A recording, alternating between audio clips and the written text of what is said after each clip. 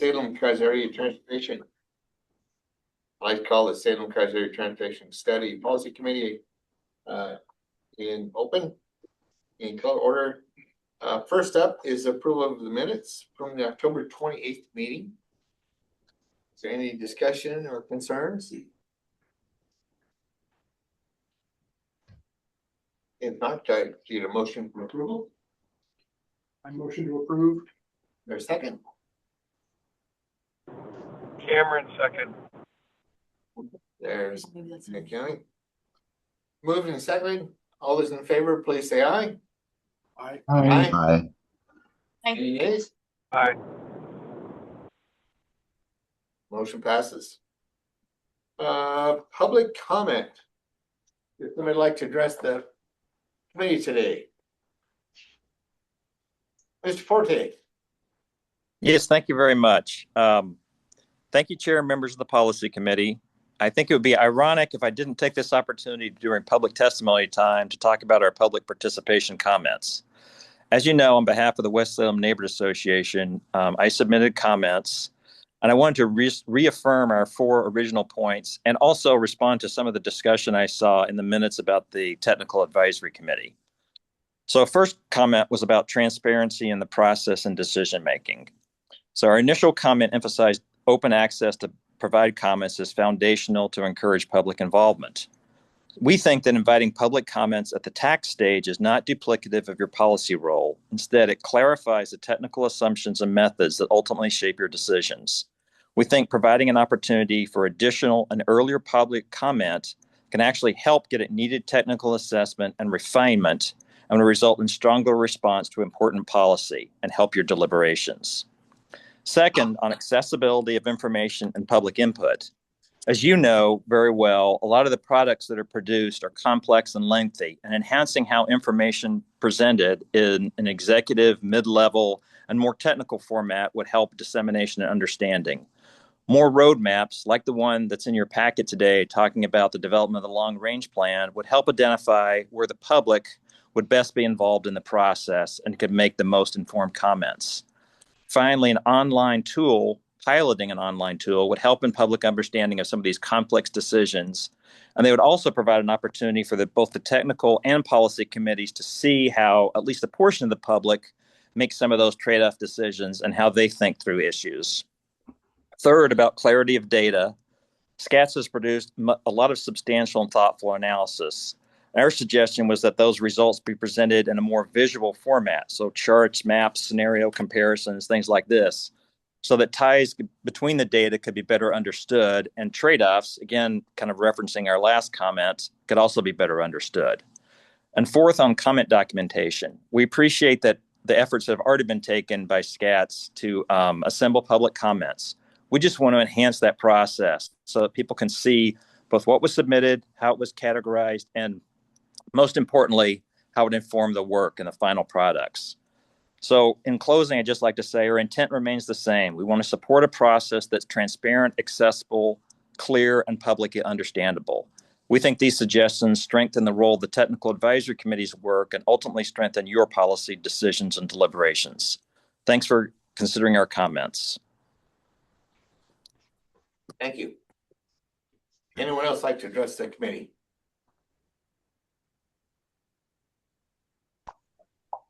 Hi, this is Tammy.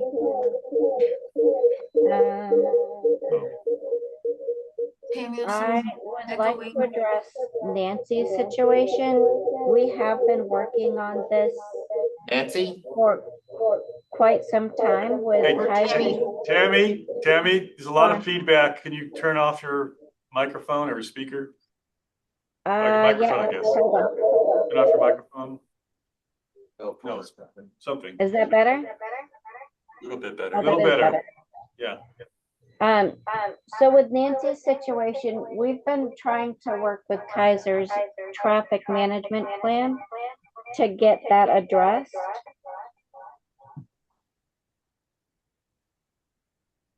So who in the room is the people that we should be talking to for this? Because I'm not sure if it's ODOT or who it falls under. And I have recently sent an email out regarding this as well. Wait. So your specific comments on the parkway and the walk along the parkway, is it? Yes. We've got the parkway walk path. Oh my goodness.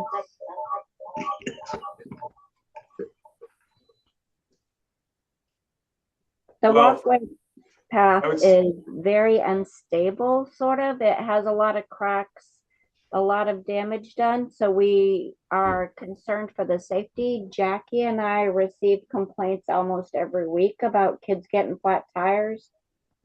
Somebody crashed their e-bike the other day over the big gaps in the walk path. So I was just wondering how we go about starting to get some of this addressed. Well, we have two staff from ODOT that just heard your comment. And maybe they could pass that along to the district, ODOT district staff here. Otherwise, you might want to go through your city council to send a letter to ODOT regarding that item.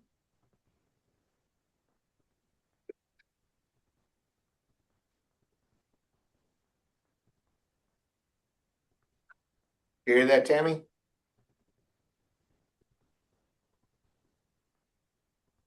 Did we lose her?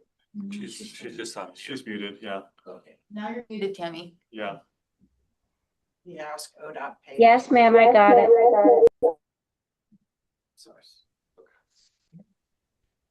So Tammy, why don't you contact one of us offline and we'll try to get you better contacts. But again, I think you also want to work through your Keizer committees and city council. It's in the city of Salem. Is that- Parkway, Salem? Parkway's the city of Salem. Yeah, it's in the city of Salem, but it's an ODOT facility. So, yeah. She said sounds good. Yeah. Brandon would probably be the best contact for that one. Well, he's a start. Doctor. Yeah. Volunteering. He's just got back, so he's got lots of time.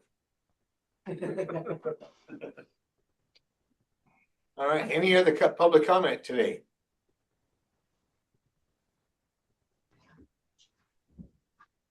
Okay, hearing none. Let's move on to item D. Amendments to the SKATS. 2024-2029 MTIP. Steve.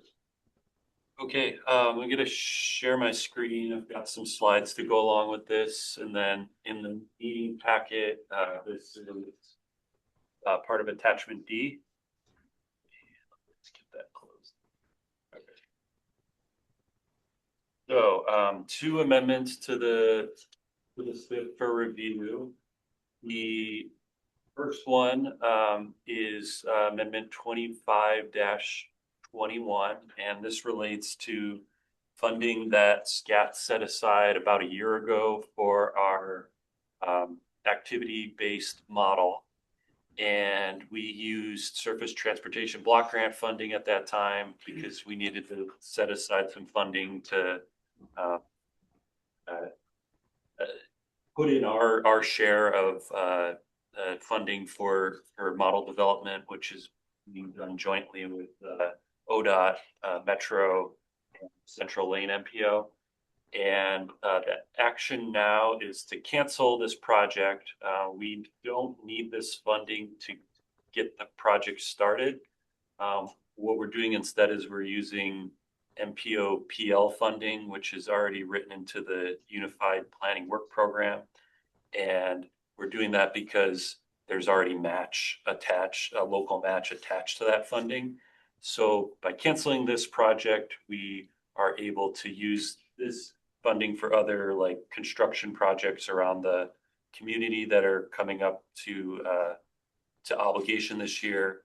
And then also we're essentially using match that's already been made available or provided through us. So there's some savings to the local communities because you won't have to provide any local match for this. We're still doing the modeling work. there's possibility that maybe next spring or summer, we might have to come back and ask for additional funding for the modeling work.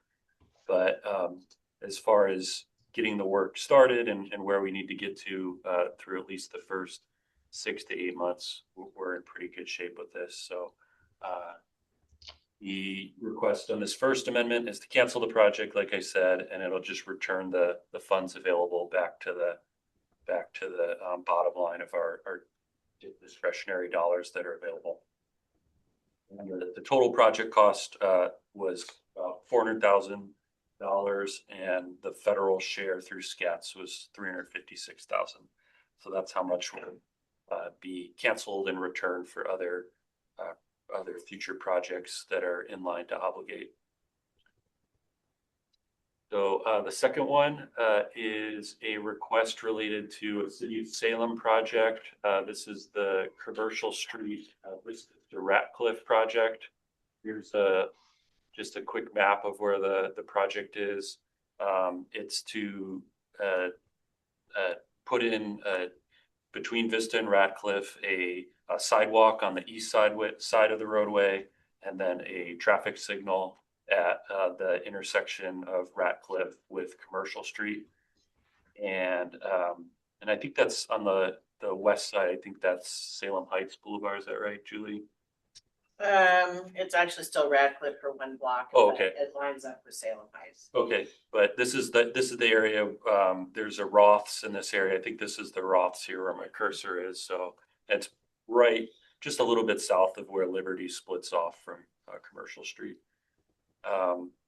So the request here is to move $800,000 from the construction phase to the preliminary engineering phase, and then also to essentially just swap out surface transportation block grant funding and utilize CMAQ, which is congestion mitigation and air quality funding for the project. So there's no net change in the project cost. It's just moving $800,000 from the construction phase into the earlier preliminary engineering phase, and then at the same time reducing one of our federal program funding sources and replacing it with another one.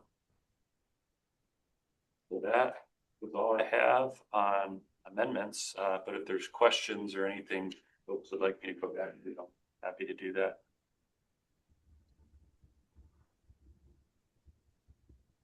Any questions for Steve on these?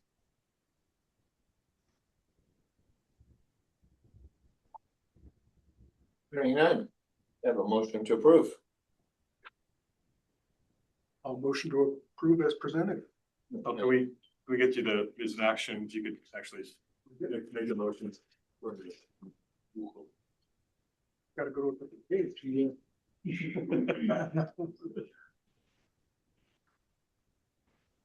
Adopt resolution, motion to adopt resolution 25-21, 25-22, amending the SKATS Y 2024 to 29 MTIP. Do I have a second? I second. We have a second. Okay, any other questions? So I'm just gonna call for any nay votes. Are there any nay votes? Hearing none, motion approves. On to item E, SKATS Metropolitan Transportation Plan update schedule. Ray Jackson. All right.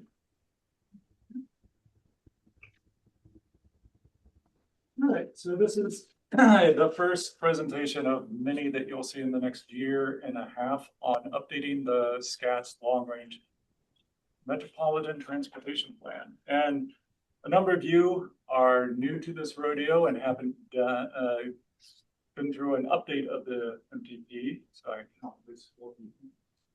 I'm going to throw in a little MTP 101 before getting into some of the specifics listed in your memo in your packet. So as a reminder, the long range plan, the Metropolitan Transportation Plan, forever now with MTP, used to be known as RTSP, but I'm not going to go into the history. It's federally required and updated every 4 years. So we last adopted by the SKATS Policy Committee in May of 2023. We're shooting for an adoption in May of 2027. This plan is financially constrained, required by federal laws to be financially constrained. So the revenue that's reasonably anticipated to be available over the next 20 so plus years will define the amount of projects that are included. And it's a 20-year plan, at least 20-year plan of investments in the programs and projects of regional significance for moving on the transportation system with SKATS. We cover the modes of road, bridges, transit, walk, and bike. I will say all modes, but we don't do aviation, maritime, or pipeline. So, and this is bubbling from the bottom up. So we build on what the local transportation system plans do, what long-range transit plan has provided, what ODOT's CIP, so their capital investment plan, identifies as what will be built. We put those in here with some, we'll go through a process of evaluating them and then making sure that they're financially constrained so that not all projects that are proposed will make it into there. There are a number of federal and local and state actions that are occurring now or have since 2023 that are going to impact how we do this. We're almost at the federal level. The Infrastructure Investment and Jobs Act, IIJA, expires September 30th of next year. Congress, both houses, is working on a new transportation bill. There's bipartisan support on getting a new bill out and signed before this bill expires next year, but with a reminder that their track record is poor and 2026 is a midterm election, it can be hopeful. The Senate supposedly will have a draft available late this year. The House is shooting for early 2026. Haven't heard too much discussion from the House or Senate committees about what they're including or not including, so we'll just have to wait and see what comes out. In addition, since the change of administration, there have been a number of executive orders that have changed other regulations and executive orders that we'll have to take into consideration.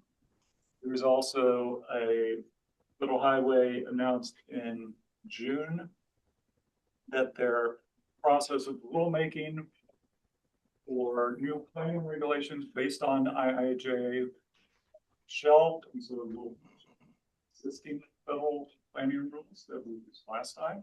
So no changes, and that also means that we'll be assuming probably the same funding streams that are in IIJA to continue through, unless a new bill is passed early enough that we can take into consideration. Otherwise, we'll see what happens.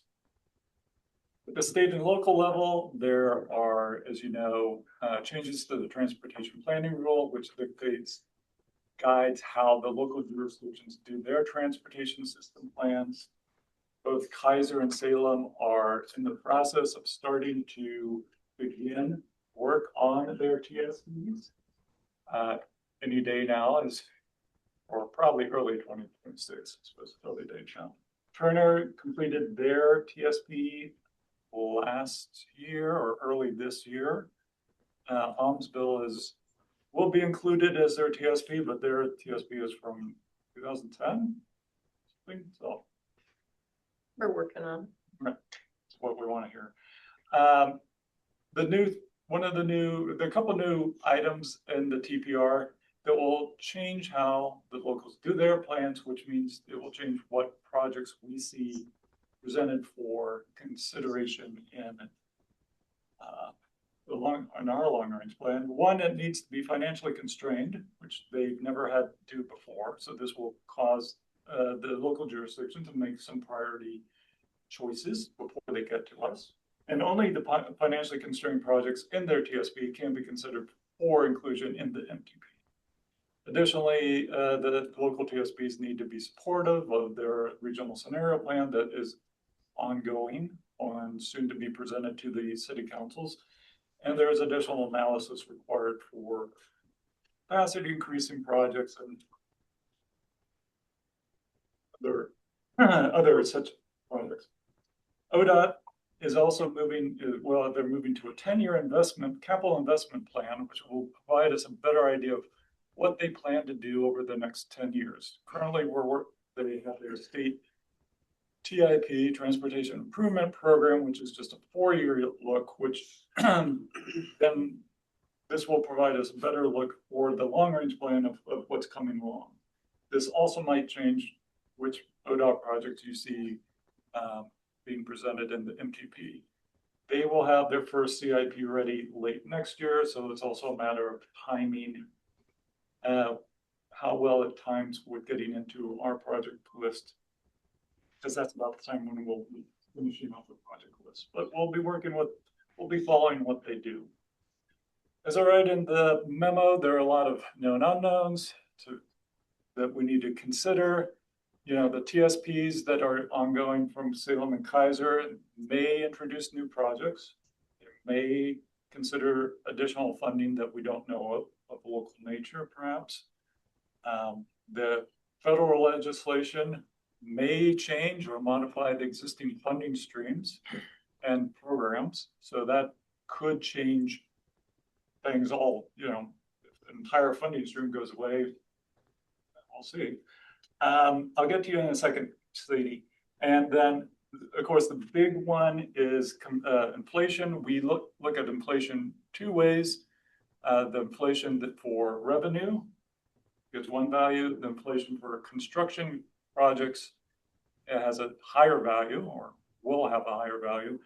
We'll have a discussion with ODOT and other MPOs and local jurisdictions going in the next year of what should be an appropriate inflation rate, considering that we're looking at 20 years instead of just 4 years. You know, 4-year one, you're going to look at higher rate.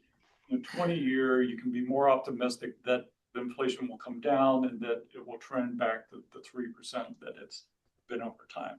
So, question from Sadie. Thank you, Steve. Oh, sorry, that isn't Steve. Thank you. On the first bullet, the Keizer and Salem TSPs may introduce new projects or funding.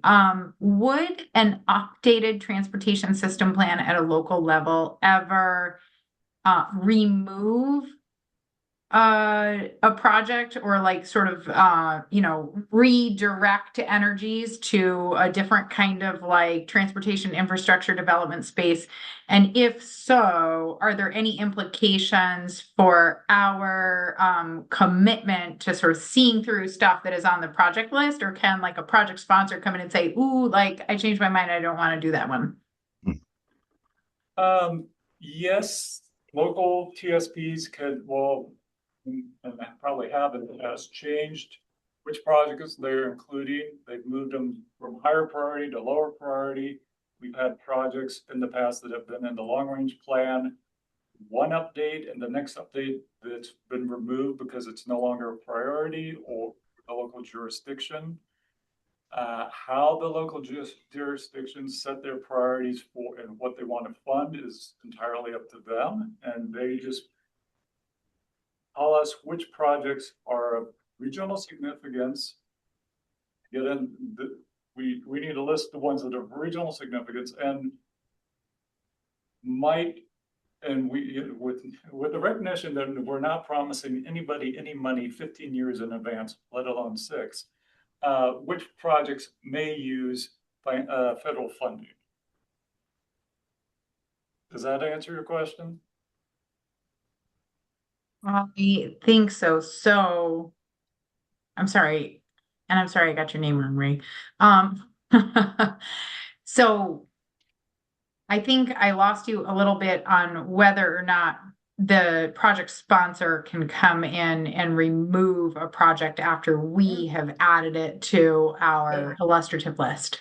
Well, they can ask to remove a project if it's either list. So if there's a project in the adopted MTP that 2 years down the line they want to remove, they can ask to remove it, or we just, it could also just be, we'd like to remove it at the next update as opposed to do an amendment to remove it. So there's flexibility for local jurisdictions to ask to add, and conversely, if a local jurisdiction develops a project, does a planning study and has this project and knows that they can get funding for it sooner than we're going to update the plan, so every 4-ish years, they can ask to amend the long-range plan to include it into it so it can be eligible for additional funding or for, being copacetic with federal regulations. And you saw that earlier this year with the Center Street Bridge where they had additional money, so they was already in the plan. We're just putting in additional funding for it. Does that clarify? Yeah, I think so. Thank you. Okay. Any other questions on federal, state actions, local, known? Okay, so next. Oh, okay. So for this long-range plan update, because of all the issues that I mentioned, it's not going to be a huge update. Some updates in the past have been substantial. This is going to be focused on what we need to do. And then once Salem and Keizer get their TSPs adopted, and we have a year or so of knowing what the federal funding is, we might come back and do a smaller update, or we might do amendment, or we'll just see what happens. But for now, SKATS boundary expanded to the south and east. We're going to include Almsville and all the chapters describing Almsville's transportation system, their needs, their gaps, and what future projects they have. We've been asked by Federal Transit to include additional discussion on the transit system, especially the unfunded options. So currently we have a good discussion of what they can fund in the future as part of their long-range transit plan. They had some unfunded options. Transit would like to see that in there. Just to, we do it for the roads, we might as well do it for transit. Reasonable. We're integrating the Intelligent Transportation System Plan, or the relevant portions of that, into chapters, and we'll create a new appendice to make this more integrated into the system, the planning, into the plan. We'll talk about that more next year. The financial chapter, I mentioned, the TSPs are being financially constrained. That will change some way of how we present the information, plus ODOT CIP. So for those of you who have read chapter 6 4 years ago, it will change somewhat this time to reflect hopefully better clarity of what's included and to address all these changes in everything, whether it's financial streams or how people are presenting it, etc. A little, just a short little overview, give you how this all works somewhat in context. As I mentioned, IIJ ends September 30th of 2026. The new bill could start October 1st, might start later. The state transportation bill, they just passed one in October, but it has a limited amount of funding for transit, so there will be a state transportation bill to address transit funding at the very least in 2027. Plus whatever might happen at the no matter what happens at the referendum. Salem and Keizer TSPs, 2027 adoption is what I'm hoping. Julie could, beg to differ, maybe. 2028 of June 28th, the deadline we've asked. As I say, 28. it's June, end of June of 28. information is fluid as we're presenting it to you. The adoption of the MTIP will happen in May of 2026. And then adoption of the long range plan will be May. So at least we have some certainty of date. Quick overview of the MTP chapters. Like I said, there is not going to be a lot of change. There won't be a lot of change to the chapters. I've highlighted the impact analysis. That's because an executive order removed the requirement for environmental justice review, impact analysis. So we will modify that discussion and whether it's included in there or not. Going forward, then we have our set of appendices. We have the aforementioned Appendix E for environmental justice will be revised and renamed to be consistent with federal guidance. Will also be, and I've highlighted the crosswalk between the federal, state, and regional goals, just because those might change because of all the changes that I've mentioned at the federal and state level. The appendix on environmental data sources is there only for chapter 8. I'm likely going to use it because all the data is already in chapter 8 and doesn't need to be duplicated. I mentioned this last time. It's just a matter of telling you that I'm going to deprecate it appendix and then deprecating it 4 years later. Resiliency, we have an appendix discussing resiliency towards weather events, earthquakes, terrorism, climate change, flooding, whatnot. There is current funding called PROTECT, which is a wonderful federal acronym that I cannot think of and I don't try to remember the name of. But basically it's dealing with floods and earthquakes and whatnot. And so there's grants that are available for locals. And if I was planning to doing fleshing out the resiliency chapter to be, make it so easier for the local jurisdictions to apply for grants and say, point to this. They already can point to ODOT's equivalent plan, but sometimes a local one is equally good. PROTECT is one of the funding streams that may go away. I'm going to wait until next year at this time to figure out if I need to do anything with that appendix. We will link to the Metropolitan Transportation Safety Action Plan for the new appendix on safety. That was adopted, the MTSAP was adopted last year. As I mentioned, we'll have a new appendix on the regional ITS architecture. There's the regional ITS, what's the ITS stand for? Intelligent Transportation System. So think of it as cars. it's the cables connecting the signals, the controller boxes. It could be for connected vehicles. It could be transit with their signal priority. It could be data from transit telling you on your phone when the bus is going to arrive. All that. It could be telling you how long it's going to take to drive down Lancaster. So yeah, it's all that wonderful stuff. Basically computer stuff. In your packet at the back, there is a draft, emphasized draft schedule. Just to get you an idea of, when a chapter will be brought to the policy committee, to the TAC before, and when the initial public input is being thought about. In January, we'll review the public involvement plan, and that will flesh out what we plan to do for public involvement for the next year plus. As you look through it, you can also see that there are a couple of items that are not of the long-range plan, such as the congestion management process, which I currently have in April, probably will be earlier, just to get it out of the way and done, because the document is being reviewed by the TAC in December. So just to get that off your plate.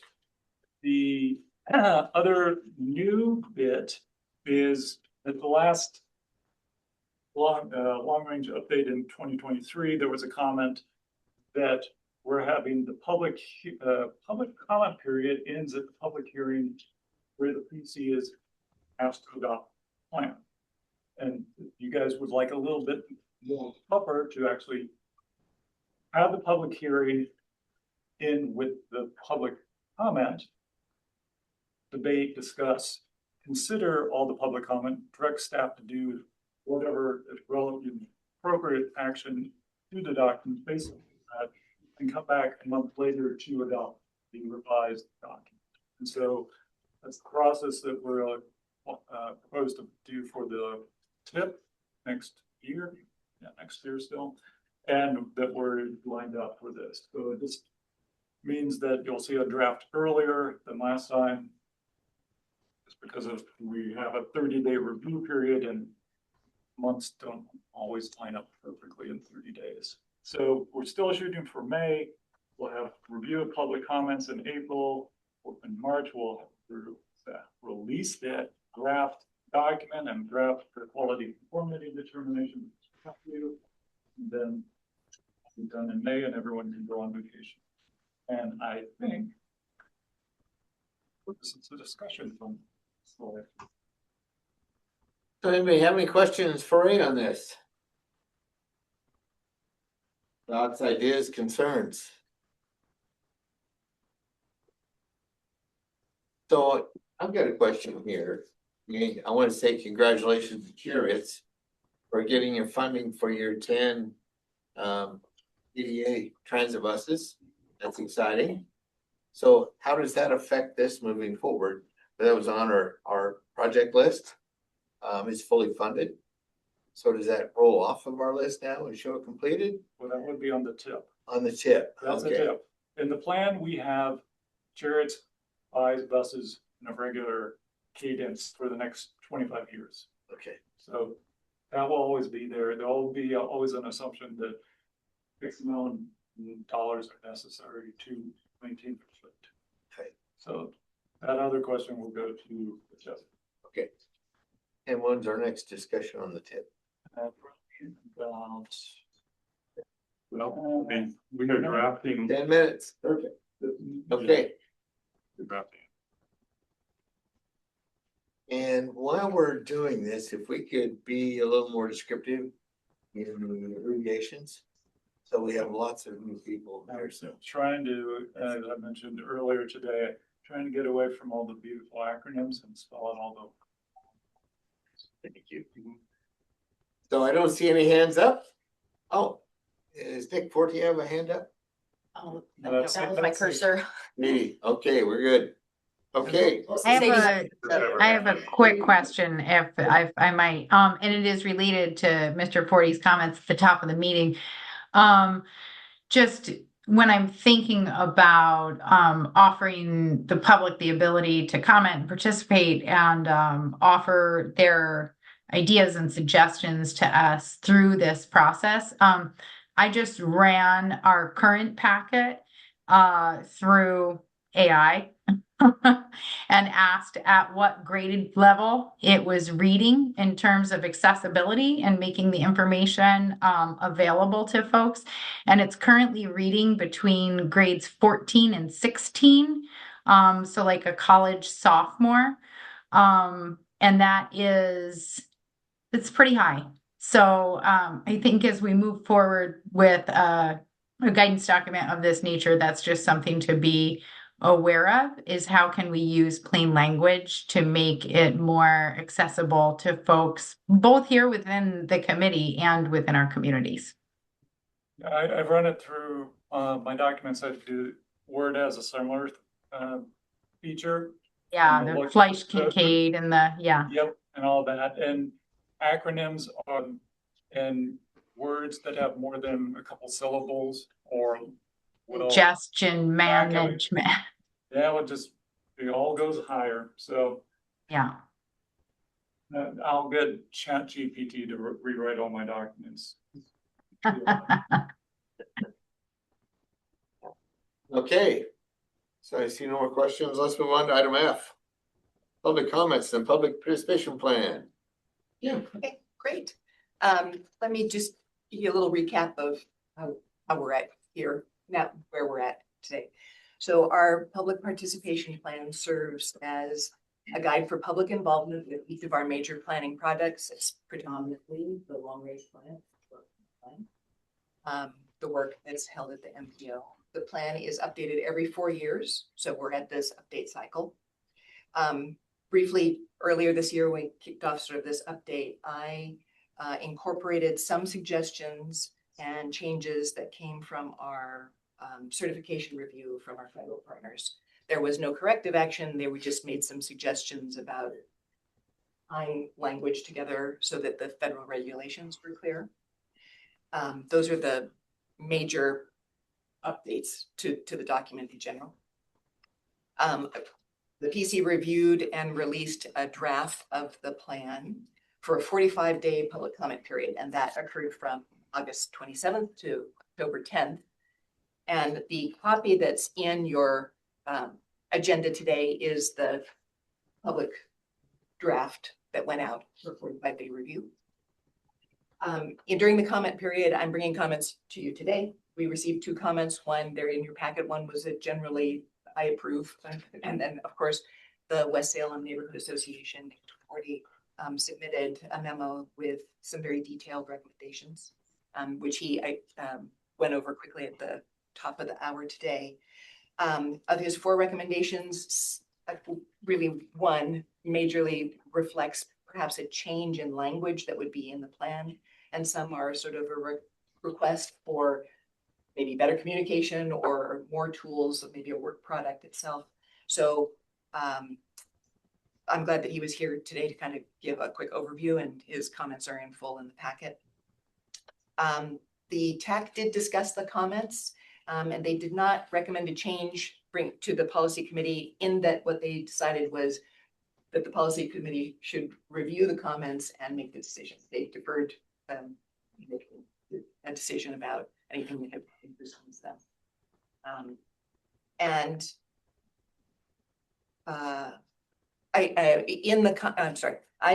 In your packet, I included, West Salem Neighborhood Association submitted their memo, and then I just asked Mr. Forty to kind of clarify one of his points, which is an additional page towards the end in the email. He was referencing maybe having a tool, an online tool. So he gave a little bit more of a description of what they were thinking. And then just wanted to mention briefly, I did attend the Southwest Neighborhood Association meeting and to discuss at their invitation, because I had sent out, hey, I'm happy to talk about this public participation plan. Who wants to hear about it?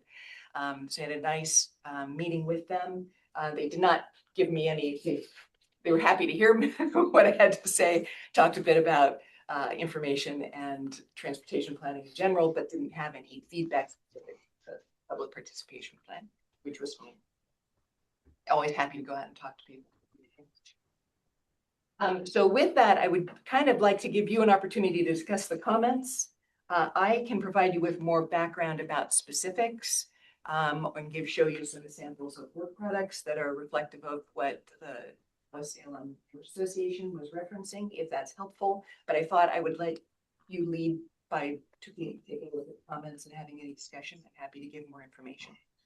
The next steps for us would be that if today you would like to direct any changes to the plan itself, you can do that to me, to your staff, and I would make those changes, and we'll bring back a final document at another meeting, which you would then do for adoption. So let's open the floor for discussion. And I usually don't do this, but as a chair, I think I'll just kind of share my thoughts, and then hopefully we get some dialogue going. Me personally, I think the policy committee should be addressing the public comments and scrutiny.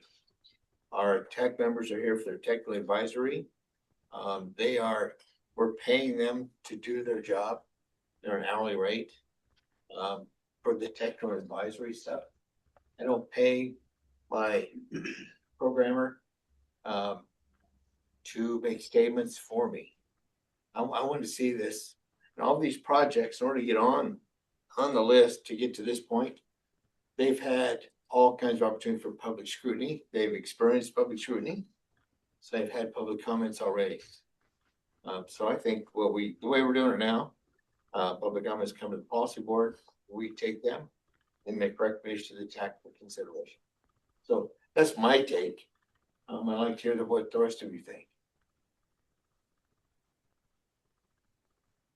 Sadie. You, Chair. Regarding the same suggestion set forth, do we know how other policy committees do it? Is there any policy committees around the state for other MPOs that have a lengthier or more inclusive public comment process? My understanding is my staff did look at that question and queried other MPOs around the state. I forget it was you, Kim, or Ray looked at that. So can you answer that question? So sorry, just to clarify, are you asking, do other technical advisory committees take public comment? Or is there any way of making the opportunity to comment on the different policy issues that eventually come before the committee broader? Well, does anybody do I would that? say that we similarly do what many other MPOs do in terms of for every major work plan. So for example, with the TIP or the MTP, even today you saw an example for the long range plan. There's a beginning schedule and there'll be highlighted areas in which public involvement. So we go out always at the beginning of the plan. We always go out again sort of early on for soliciting public feedback, whether it's the beginning of looking at project selection or criteria, or maybe goals, looking at reevaluating goals and objectives.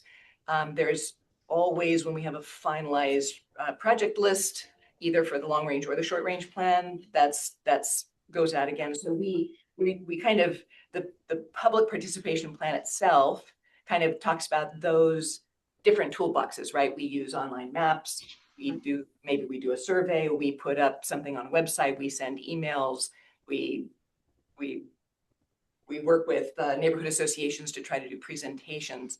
So every time we launch a new work product, we create and kind of curate that public outreach plan. So that's the beginning. I will say, because one of Mr. Fordy's suggestions is to have that, I will say we do that, and we actually have several versions and they're on the website.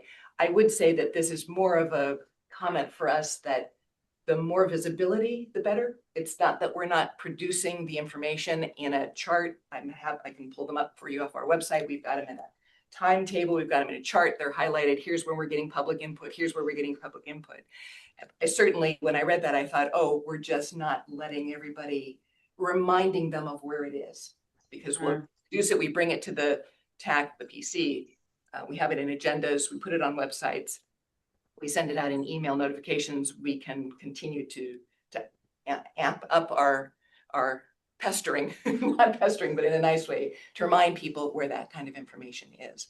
So I would say that similarly, our outreach plan, our public participation plan, is very similar to what other MPOs do. It's kind of an overview, and it's saying, hey, we've got all of these ideas. We've got this toolbox of ideas that we will use and can use.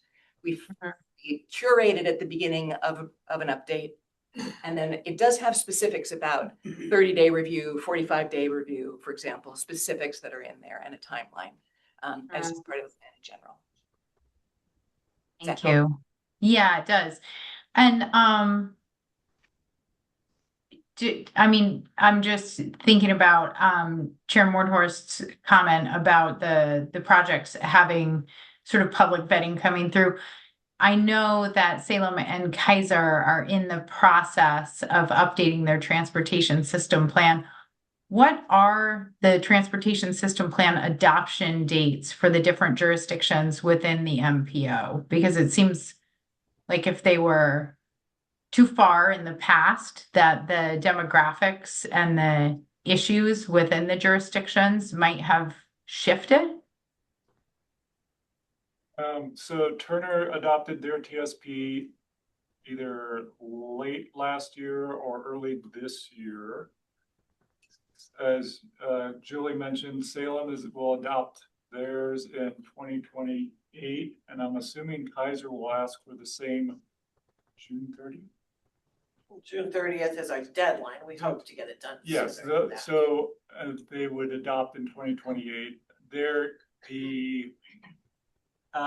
Salem amended theirs in 2023, right? Yes. Yes, and Keizer last updated theirs in 2014.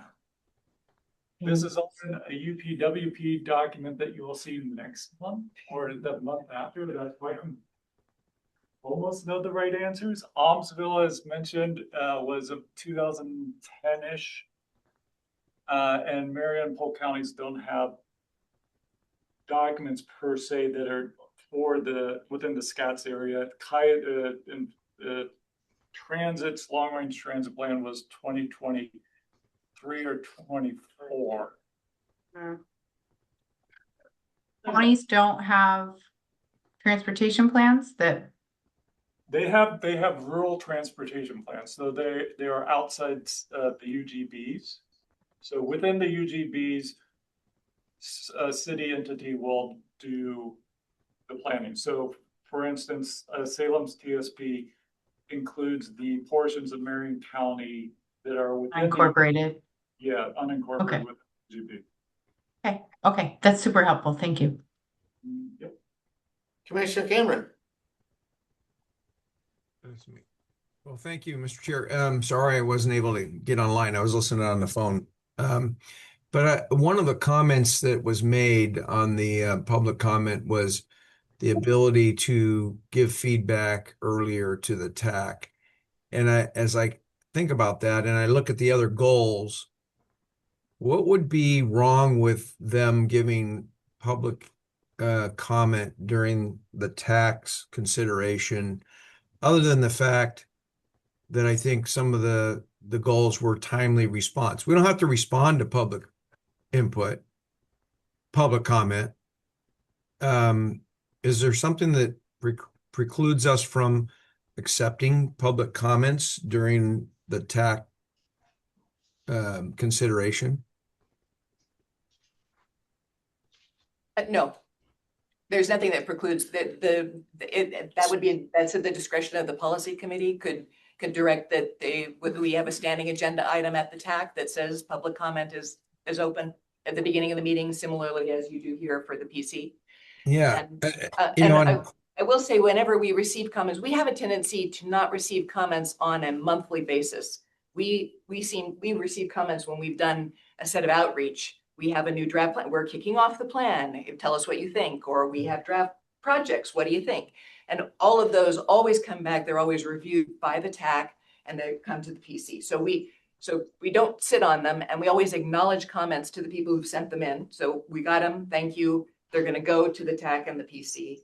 And then we do also try to follow up for anybody who sent a comment, letting them know what happened, what occurred, it was spoken or talked about. So that's at the policy committee's discretion. You can ask, we could add a standing comment period to the TAC meeting similarly to this. I guess I'd probably want to talk to my technical people that serve on that, but I don't see why it wouldn't be a place where people could provide public comments. Again, they don't have to respond to it, but staff collects it and then they can go back through it. They can ignore it, but we get to see it too. So I just don't know if it would be if it's going to cause a lot of problems to open it up for that. I don't know. Somebody tell me why I'm off base there. So Sadie. I don't have reasoning as to why Commissioner Cameron might be off base or not, but I do want to say I also don't. At least in this context, Commissioner Cameron. But I depending on the sort of like feedback or resistance from the technical advisory committee. I also don't think it hurts for them as, you know, servants to the public to sort of hear from that group in their work and consideration as they make recommendations to this body.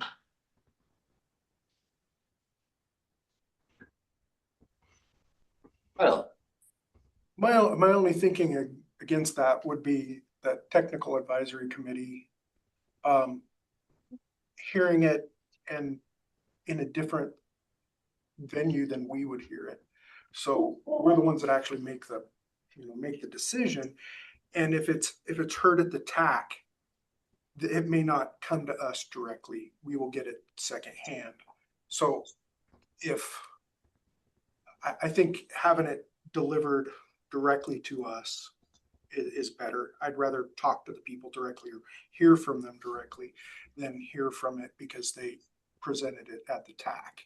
So that's my thinking is, I think we might see less of the direct because, well, I already presented it at the TAC and then we don't get that direct presentation. So that's one of the downsides I see to that. And I don't know if it would get off in the weeds with the TAC too. So that's my thought. That was expressed at the TAC meeting, mostly the thought that a member of the public may speak to the TAC and they would accept comments. Most likely, they would also go to the policy committee from the TAC, or you'd ask, that's great, we appreciate your comment. Would you also present that to the policy committee? So would a member of the public, speak twice? Right. So that's my biggest concern. Is I'd rather make sure that we get it directly from the person and not secondhand. I'd say there's written input from the public, which I think we always, if it happens to come in right before a TAC meeting and it's on the TAC agenda, we have included it, like Mr. Forty's comment on the PPP, for example. It was presented at the TAC, he has a comment, and presented in writing, so you get the same comment. It's a verbal comments that, unless we put it verbatim or put it in the minutes, you may or may not see it. That same person provided those comments. Right. and I echo those thoughts. I just think it should come to us. I don't really want our TAC influenced. But I don't mind them getting it written. As long as we get them first and our TAC members can discuss it with us moving forward before they make any decisions based on it. And that's what concerns me. Well, Mr. Chair, are the TAC meetings recorded? Yes. Okay. So if I come in and give verbal public comment, that's recorded. Somebody could easily type that up and it would get submitted to us as well in our meetings. Yeah, we record the minutes. I'm sorry, we record the meetings and obviously have written minutes for those TAC meetings, Right. But we don't post the video of the TAC meetings. Oh, well, that's okay, but they're live, right?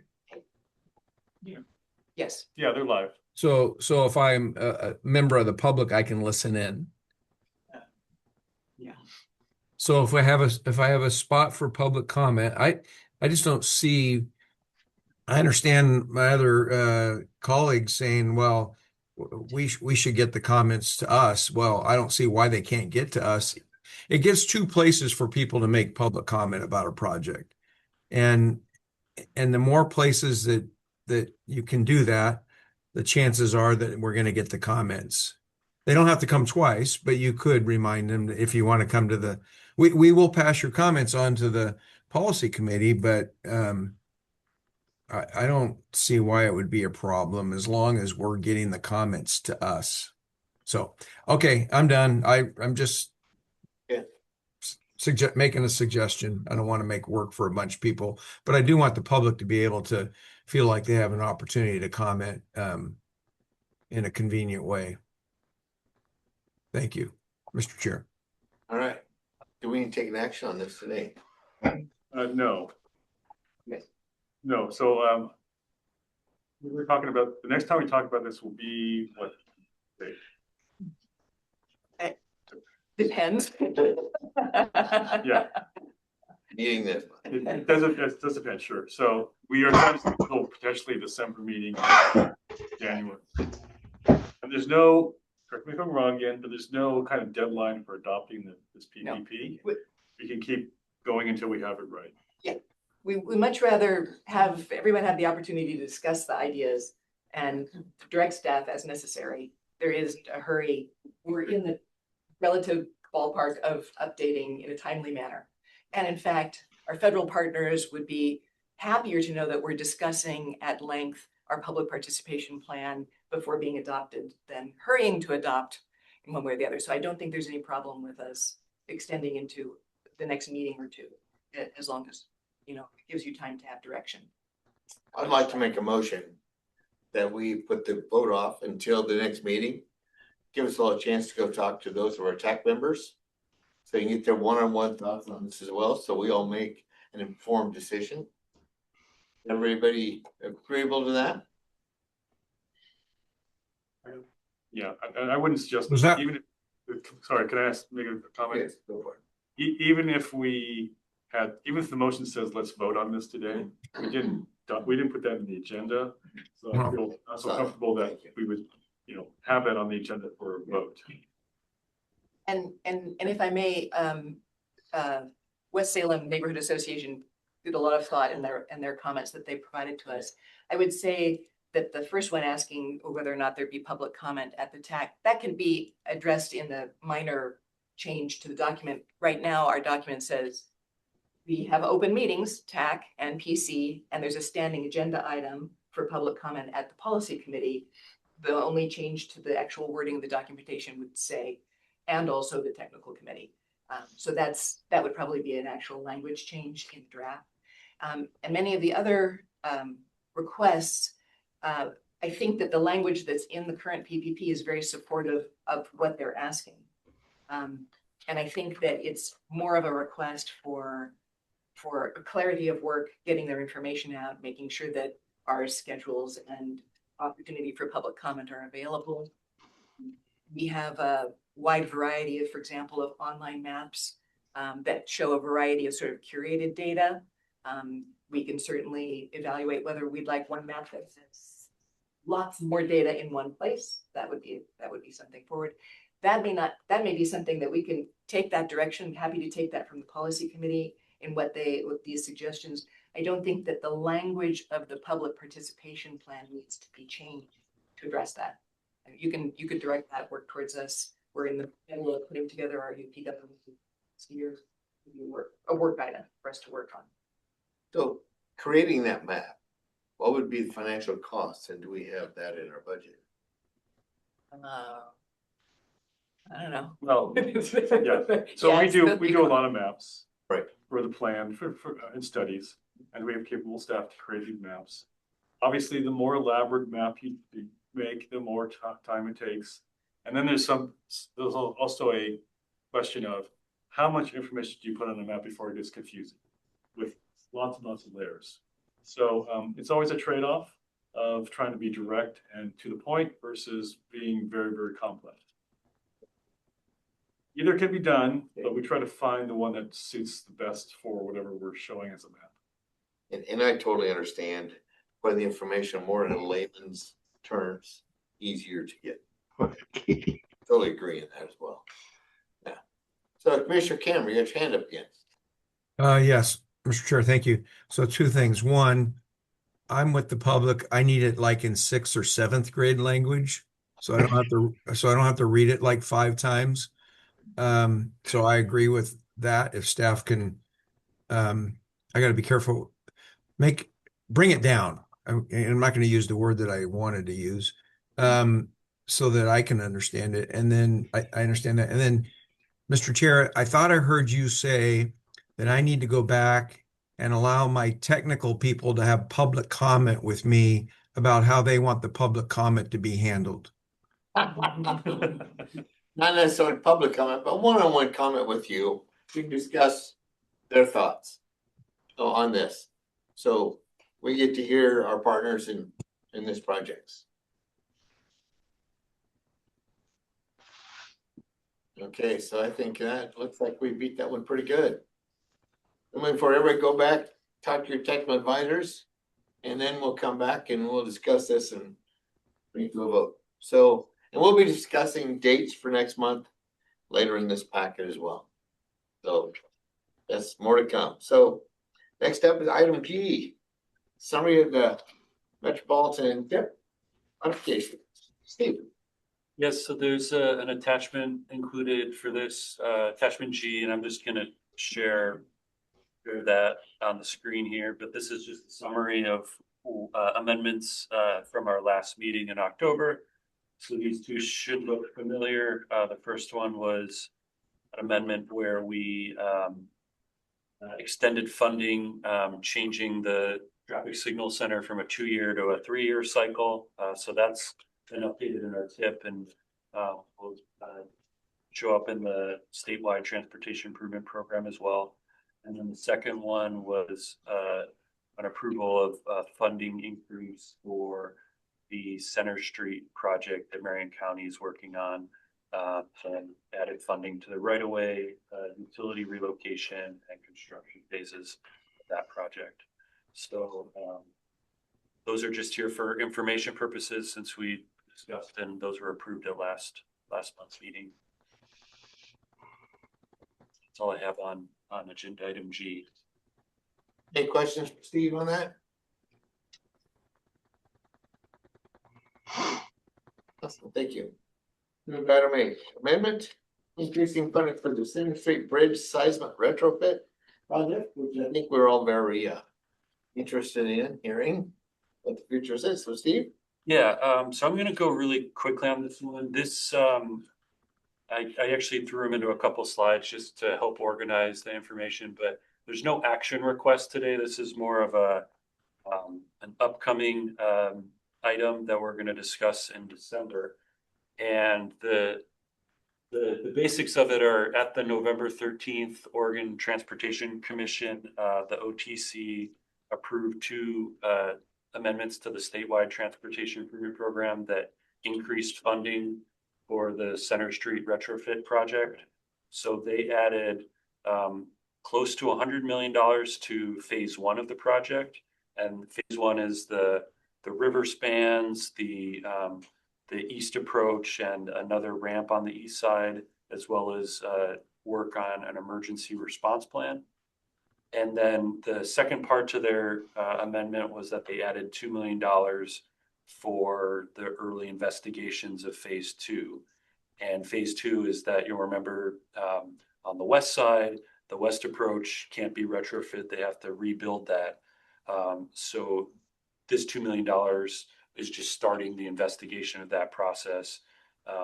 Phase 2 construction still hasn't been funded, but that's on a longer timeline than the phase 1 work. So I just mentioned the new funding is going to be coming from bonds that ODOT's going to be issuing, and then will be repaid through their bridge and seismic program.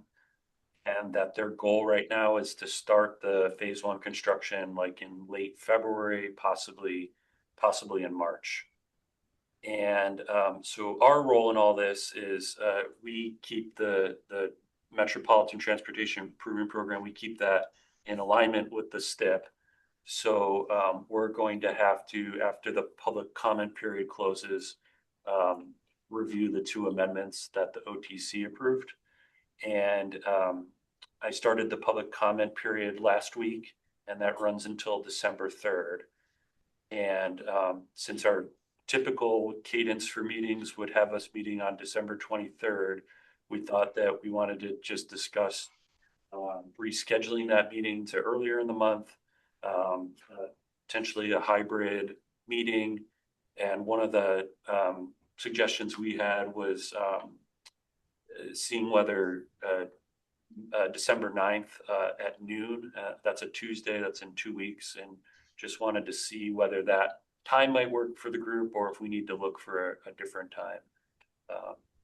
And there will likely be a fairly short agenda. This would be the main topic, although we could talk about other agenda topics as well. But wanted to just see if that time frame worked. There would be an online option, so if folks aren't able to make it here into the office in person, we would have an online link as well. But idea is just to get this approved so it can be fully integrated into the STIP before the holiday break and keep ODOT's work on schedule. So he is. Yeah, go ahead, Sadie. Just a big proponent for the earlier meeting date, so I wanted to jump in with a thumbs up on December 9th and a thumbs down on the 23rd.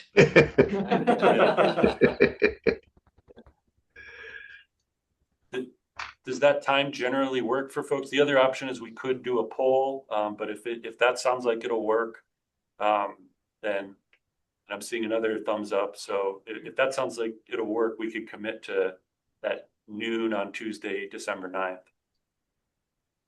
I'll say to you and I have a couple of things we've agreed on.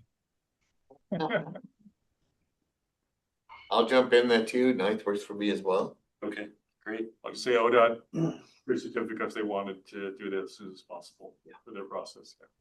Where's the TAC meeting that day? It will be afterwards. After and here. So Yeah. welcome to stay. And it's also treat day at the COG, so there will be treats. Not just those in front of you all. ODOT should provide the treats then.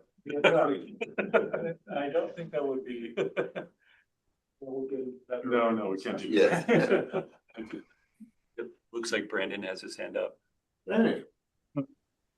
Thank you. And just in anticipation of that meeting, I wanted to let you know I'm reviewing calendars and me and Anna should be good to go for the 9th. It does look like the project manager for CSB will be out of office that week, though. That's what I'm seeing on Anna's calendar. So if you all do have any specific questions that you might anticipate bringing to that PC meeting, I'd appreciate if you could just send me or Anna an email about those. That way we can confer with Andrew and make sure to get you the best, most current information. Welcome back. Thank you, Lyle. 9th work for you guys? Yes. Excellent. Looks like we got a date. That's great. Sounds good. Fantastic. So let's hope everything else goes as smooth. All right, informational items. Staff. Okay, so cross out that first bullet under information items about 23rd, because we are changing that to December 9th. The next TAC meeting is also December 9th, but later at 1:30. I got an email saying when the next 2026 OMPOC, Oregon Metropolitan Planning Organization Consortium meetings are. OMPOC, you can see the dates there. We meet quarterly, roughly quarterly. And below the dates are what the planner for that organizes OMPOC has as potential meeting agenda items, not necessarily the first one, but kind of items that have popped up in past meetings and could be items for one or more of these meetings. The next OTC meeting is December 11th. And we have in that table a little update about the transportation planning.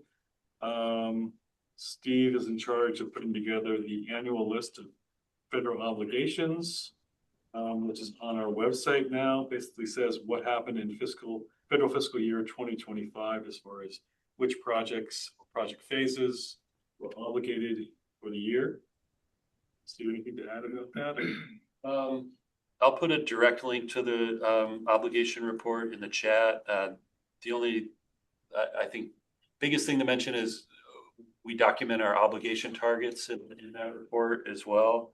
And our current target for our time frame that we're in right now is 70%, but we're still obligating projects over 90%. So we're doing really well. And that helps keep us eligible for redistribution funding that ODOT gets annually. So we're doing really well with obligations the past few years.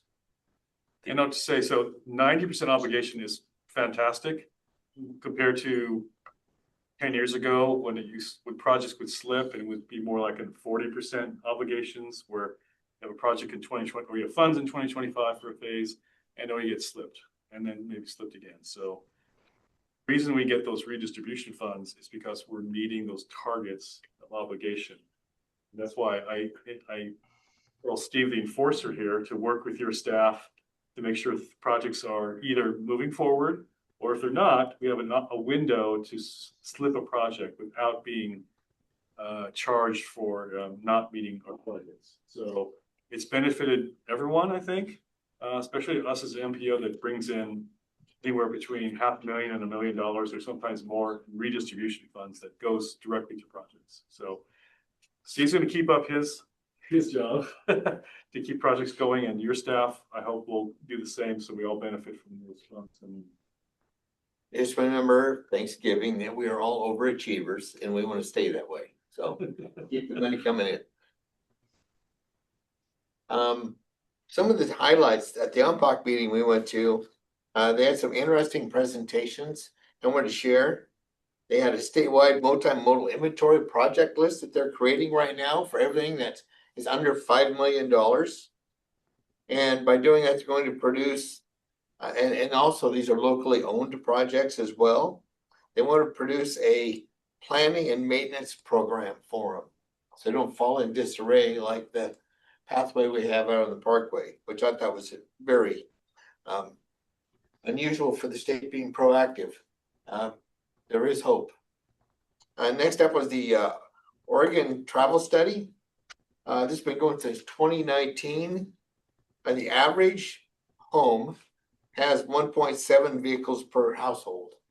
And that's statewide, which was, I thought it'd be higher than that.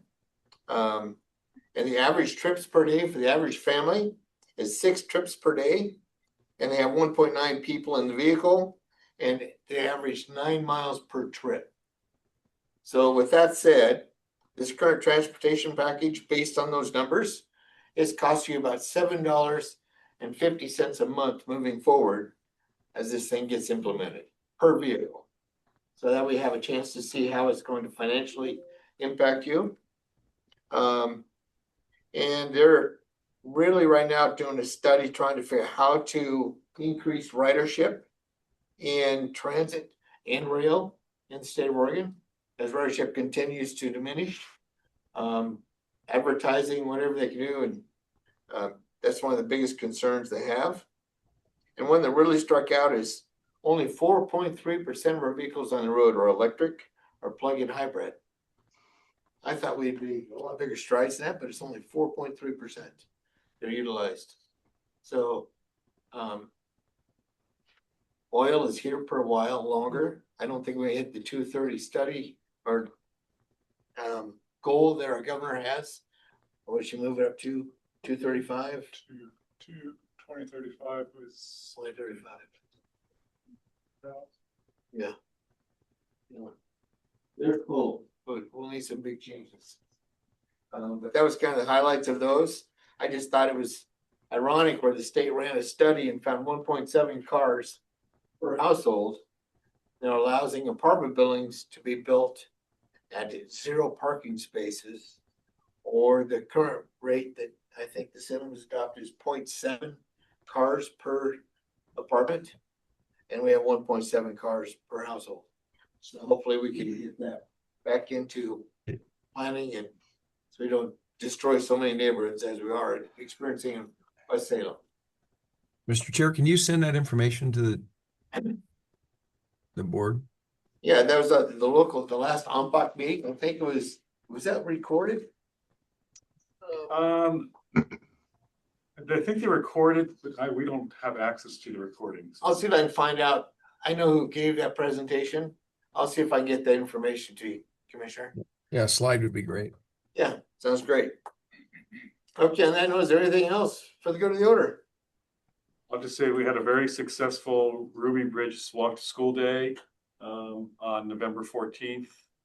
We had 11 schools participate. I attended 2 schools that day, and my staff attended more than that. But this one was different because the school district really stepped up, where they provided Ruby Bridges books to all the elementary schools ahead of the walk day. And I'll give you the example of Battle Creek. I went to Battle Creek School and they had like a civics class about Ruby Bridges. They had parents come in and read some of the books to the younger kids, but for the older classes of 5th grade, it was more like a civics part. So it's kind of a dual thing. It's the walk to school, you know, and being active and being that message, but it's also the civics part about school integration. So it was, and I just so impressed by the principal at Battle Creek. She loved it. Her teachers were really into it, giving this, so they just wanted to see it come back every year. All right. And then one last thing, at the ACTS chair meeting with OTC, and I did write the name down because I kind of heard this at the end of a conversation, is one of the transit's been moving to electric buses, and now they're going to be rolling back to propane or natural gas, diesel. They've had some major challenges with buses just not performing at the level they thought they would. So I thought that was very interesting moving forward. So on that note, we're adjourned. Enjoy the rest of your day and happy Thanksgiving, everybody. Thank you. Thank you.